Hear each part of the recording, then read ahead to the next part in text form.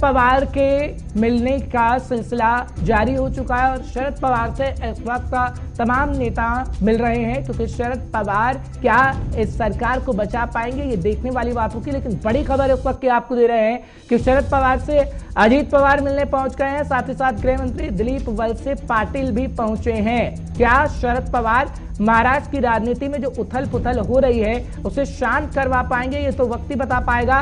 लेकिन मुलाकातों का दौर एक बार फिर शुरू हो गया है, क्योंकि कल शरद पवार दिल्ली के अंदर प्रेस कॉन्फ्रेंस कर रहे थे और आज शरद पवार की मुलाकात महाराष्ट्र में बैठे गृह मंत्री से होगी, साथ ही साथ अजीत पवार से भी मिलते हुए नजर आएंगे। लेकिन आखिर कौन सी रणनीति होगी जो सरकार को बचाने में कामयाब हो पाएंगे? कपिल, इसी से जुड़ा हुआ मैं सवाल आपसे ले रहा हूं, क्योंकि मुलाकातों का दौर हम देख रहे हैं, लेकिन बीजेपी लीडर से आपकी बातचीत हो रही है लगातार। दिल्ली के अंदर भी कई बीजेपी लीडर से जब आपकी बातचीत हुई तो उन्होंने यही कहा कि विनाश काले विपरीत बुद्धि वाली स्थिति उद्धव ठाकरे की हो गई है। कार से इस वक्त जो है भूचाल महाराष्ट्र की राजनीति में आया हुआ है, उसे कहीं ना कहीं देख करके 2019 का वाकया याद आ रहा है, जब अजीत पवार मुख्य भूमिका में थे।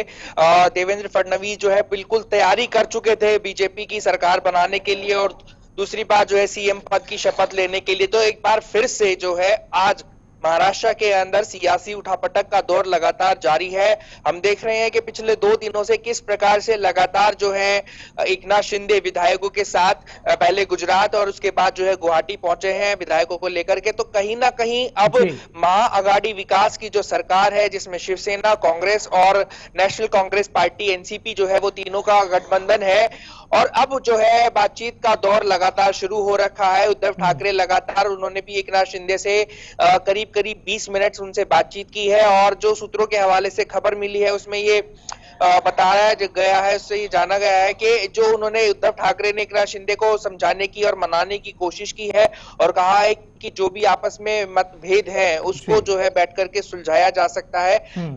हालांकि उन्होंने इस बात का भी कहा कि मतभेद होना लाजमी है लेकिन मनभेद नहीं होना चाहिए। तो काफी 20 मिनट की बातचीत उनसे एकनाथ शिंदे से उनकी हुई है और ऐसे में अब आज का दिन महाराष्ट्र में सियासी उठक-पटक के लिहाज से अगर देखा जाए तो बहुत बड़ा अहम दिन है, क्योंकि कमलनाथ भी आज महाराष्ट्र पहुंच चुके हैं। आज उनकी मीटिंग होनी है सीएम उद्धव ठाकरे के साथ में, दूसरा शरद पवार के साथ में उनकी बातचीत भी होनी है। और अभी जैसे आपने बताया कि अजीत पवार की और दिलीप पाटिल जो है महाराष्ट्र के गृह मंत्री, बिल्कुल दिलीप पवार से मिलने के लिए गए तो यहाँ पे पहुंचे हैं, तो कहीं ना कहीं कुछ बदलाव देखने को मिलेगा। मैं आपके पास आता हूं हैदर, मैं आपसे इस बात को समझने की कोशिश करूंगा, क्योंकि आप तो हमारे सीनियर साथी हैं, इस बात को अच्छे से समझा पाएंगे। शरद पवार लगातार हम देखते हैं कि कोशिश में रहते हैं, लेकिन क्या वाकई ये कोशिश कामयाब हो पाएगी? क्योंकि गणित हम समझाने की कोशिश कर रहे हैं। गणित के हिसाब से अगर 32 से 33 विधायक या 33 से 34 विधायक भी अगर बीजेपी के पास आ जाते हैं तो बीजेपी सरकार बनाने में कामयाब हो जाएगी। और शिंदे तो ये दावा कर रहे हैं कि 40 से 50 विधायक उनके पास हैं। तो शरद पवार आखिर ऐसी क्या रणनीति बनाएंगे कि सरकार बच पाएगी? क्योंकि भरोसा शिवसेना को इस वक्त शरद पवार पर ही है। संजय राउत लगातार जा रहे हैं शरद पवार के पास, मुलाकात कर रहे हैं, लेकिन ऐसी कौन सी जादू की छड़ी होगी जो शरद पवार सरकार को बचा लेंगे? हैदर, हर्ष, आप देखें शरद पवार बहुत सीनियर लीडर रहे हैं और इस पूरी सरकार में अगर शरद पवार की हम भूमिका में को पर गौर करें तो एक संरक्षक की भूमिका में नजर आए हैं पिछले जब से ही ये गठबंधन की सरकार महाराष्ट्र के अंदर चल रही है। और जिस समय अजीत पवार बागी हुए थे तब भी शरद पवार ने एक अहम भूमिका निभाते हुए सरकार को बचाया था। लेकिन इस बार आंकड़ों का फेर थोड़ा उलट गया है, ज्यादा उलट गया है, क्योंकि अब आंकड़े बहुत ज्यादा हद तक शिवसेना के पक्ष में नहीं है और यही वजह है कि अब शरद पवार पर अहम जिम्मेदारी भी है, क्योंकि अब कमलनाथ भी वहां हैं। अभी अजीत पवार के साथ मीटिंग चल रही है, उसके बाद कमलनाथ के साथ मीटिंग होगी, फिर दोनों ही ये उद्धव ठाकरे से भी मुलाकात करेंगे, तो उसके बाद ही तस्वीर साफ होगी। लेकिन यहाँ 2 चीजें हैं। 31 विधायक चाहिए महाराष्ट्र में बीजेपी अगर अपनी सरकार बनाना चाहती है, क्योंकि 113 का आंकड़ा उसके पास है, 144 चाहिए सरकार बनाने के लिए।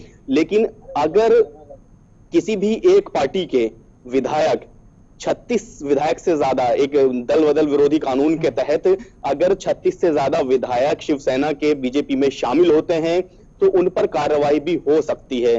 तो ऐसे में आंकड़ा सीमित है, 31 चाहिए, 36 से ज्यादा जाएंगे तब कार्रवाई होगी। यानी कि अगर बीजेपी चाहे और एकनाथ शिंदे उनके साथ जाते हैं तो यकीनन सरकार बन सकती है। तो शरद पवार पर जिम्मेदारी है, लेकिन आंकड़े जिस तरह से बिखरे हुए हैं उनको समेटना शरद पवार के लिए भी बहुत बड़ी जिम्मेदारी है, क्योंकि 53 विधायक हैं शरद पवार की पार्टी के पास, 44 विधायक हैं कांग्रेस के पास, और 40 अगर शिवसेना के इस साइड जाते हैं, शिंदे की साइड, तो महज 14 बचते हैं, जिसमें से एक की ओर खबर आ रही है कि वो पहुंचने वाले हैं गुवाहाटी, यानी कि 13 विधायक। आंकड़ा ये बहुत कम रह जाता है।